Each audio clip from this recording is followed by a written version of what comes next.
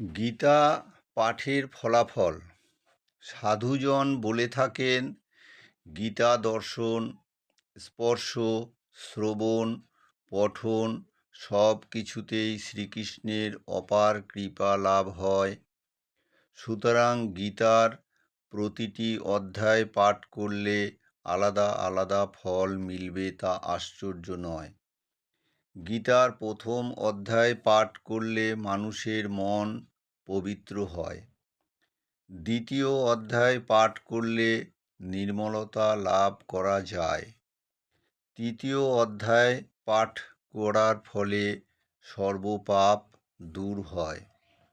চতুর্থ অধ্যায় পাঠ করলে ব্রহ্মহত্যা এবং স্ত্রী হত্যাজনিত পাপ তৎক্ষণাৎ দূর হয়ে থাকে।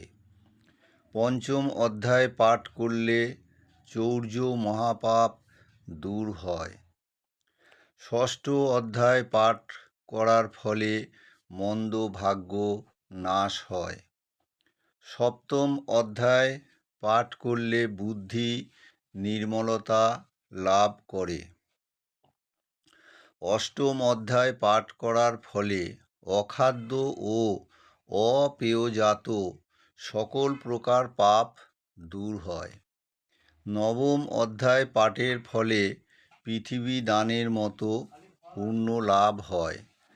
দশম অধ্যায় পাঠে সর্বপাপ বিনষ্ট হয়ে শ্রেষ্ঠ জ্ঞান জন্মে। একাদশ অধ্যায় পাঠ করলে ব্রহ্মজ্ঞান লাভ হয়ে মুক্তি লাভ হয়। দ্বাদশ অধ্যায় পাঠের ফলে বিশুদ্ধ ভক্তি জন্মে। ত্রয়োদশ অধ্যায় পাঠে জ্ঞানচক্ষু বিকাশ হয়। চতুর্দশ অধ্যায় পাঠে অশ্বমেধী যজ্ঞের মহাফল লাভ হয়। পঞ্চদশ অধ্যায় পাঠ করলে নির্মল জ্ঞান লাভ করে যোগী হওয়া যায়। ষোড়শ অধ্যায় পাঠে মানব সংসার বন্ধন থেকে মুক্তি লাভ হয়।